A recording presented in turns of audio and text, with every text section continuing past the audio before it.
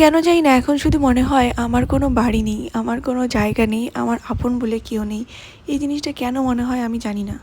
এবার অনেকে এসেই আমাকে বলবে, "তুমি কাউকে আপন করে নাওনি, তাই তোমার আপন মনে হয় না।" হ্যাঁ, আমি তাহলে তাদেরকে একটা কথাই জিজ্ঞাসা করছি, আচ্ছা আপন করে আমি তাদের নিইনি, কিন্তু তারা কি আমাকে নেওয়ার একবারও চেষ্টা করেছিল? আরও আমি তাদের আপন করে নেওয়ার চেষ্টা করলেও তারা আমাকে দিনের পর দিন দূরে সরিয়ে দিয়েছে। তারা আমাকে বুঝিয়ে দিয়েছে যে আমি তাদের কেউ নই বা আমি তাদের একদমই আপন নই। ঠিক তাই তোমাদের বলবো, কারো সম্পর্কে কিছু বলার আগে একটু প্লিজ জেনে বুঝে বলো, ঠিক আছে? না জেনে একটা মন্তব্য করে দিলাম, এটা কিন্তু ঠিক নয়। তো যাই হোক, হঠাৎ করেই রাত্রে ঠিক হলো যে কলকাতা ফিরতে হবে আমাকে। তো সকালবেলায় দেখো ব্যাগ ট্যাগ গুছিয়ে বেরিয়ে পড়েছি। আর মনটা কিন্তু প্রচণ্ড খারাপ লাগছে। কেন খারাপ লাগছে জানি না, হয়তো এভাবে হঠাৎ করে চলে এসেছি তার জন্য।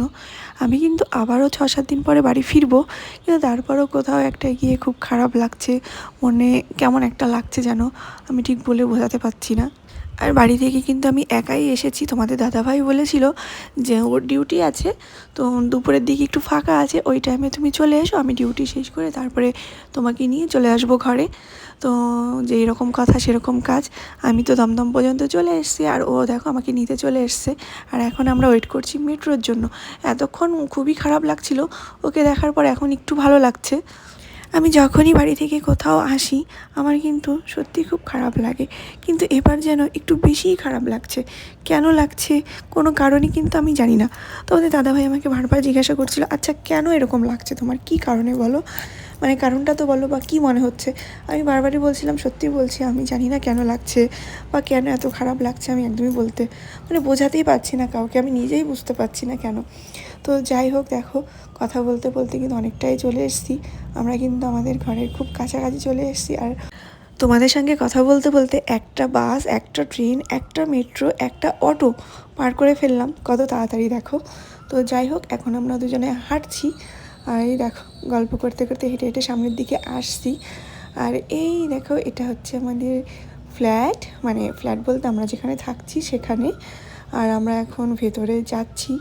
ভেতরে আমাদের জন্য অনেকেই ওয়েট করছে, আমরাও তাদের জন্য ওয়েট করছি।